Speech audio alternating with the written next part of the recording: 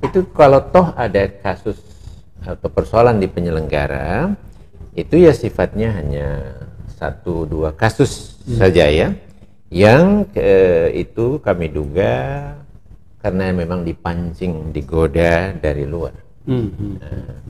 Tetapi yang kali ini itu memang diinstruksikan gitu ya, yang kami dapatkan infonya. Nah itu harus betul-betul menjadi patokan oleh para penyelenggara dan penyelenggaraannya gitu. Nah, kita kan ingin pemilu kita ya, itu pemilu yang akhirnya dapat dipercaya. Betul. Kalau ini tidak dibenahi sekarang, maka kita akan bisa dapatkan situasi pemilu kita itu nggak dipercaya. Entah kita juga yang terbentuk.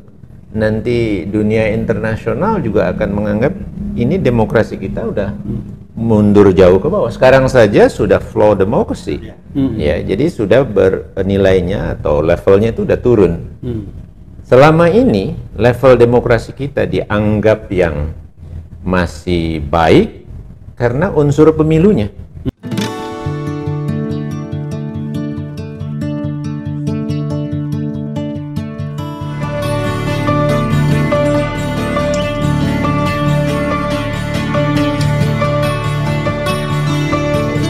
Kita menghadapi situasi yang cukup serius ya, cukup pada basisnya gitu sekarang ini. Dan saya sangat setuju sekali bahwa ini jangan dipisahkan dari, tadi Pak Ahmad Yani menyampaikan, jangan dipisahkan dari proses di awal ya, dari rekrutmen, seleksi tadi gitu ya. Nanti kita harus cari jalan keluarnya tuh di sana gitu ya. Tetapi memang ke persoalan yang serius ini itu menurut catatan saya itu memang diduga kuat lah ya. Bahasa hukum itu patut diduga. Patut diduga ya. Supaya tidak menuduh ya. Iya betul. Itu memang diperintahkan, diinstruksikan oleh para komisioner di tingkat pusat. Itu. Ya. Saya dapat informasi itu juga. Ya. Nah jadi, wah, kacau ini. Karena begini, kalau pengalaman pemilu yang lalu, saya 5 tahun bukan hanya mengikut, tapi menjalankan ya, melaksanakan, ya betul, langsung. Itu kalau toh ada kasus atau persoalan di penyelenggara, itu ya sifatnya hanya 1-2 kasus saja ya, yang itu kami duga karena memang dipancing, digoda dari luar. Tetapi yang kali ini itu memang diinstruksikan gitu ya, yang kami dapatkan infonya gitu. Nah jadi ini harus dirapihkan dulu gitu. Dan saya juga punya keyakinan, setuju tadi, sudah keluar dengan angka kira-kira 2 bulan misalnya untuk menantanya ya. Saya tidak punya angkanya, tetapi menurut saya ini dibenahi saja di awal sekarang, dan kita masih punya cukup waktu untuk tetap melaksanakan dalam kerangka konstitusi 5 tahun sekali atau setiap 5 tahun pemilu kita gitu kan.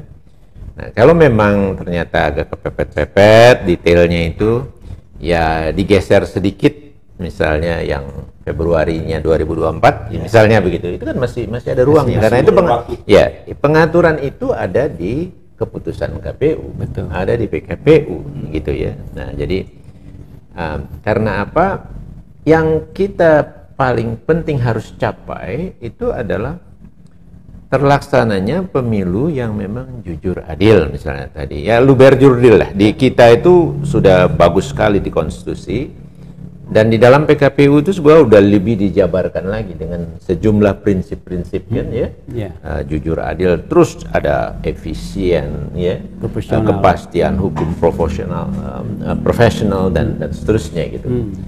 Nah itu harus betul-betul menjadi patokan oleh para penyelenggara dan penyelenggaraannya gitu. Nah, kita kan ingin pemilu kita ya itu pemilu yang akhirnya dapat dipercaya. Betul. Kalau ini tidak dibenahi sekarang, maka kita akan bisa dapatkan situasi pemilu kita itu nggak dipercaya. Dan itu akan merusak negara kita. Tadi sudah disebutkan juga kan bahwa partai-partai politik akan rugi. Anggota-anggota DPR itu akan rugi dia.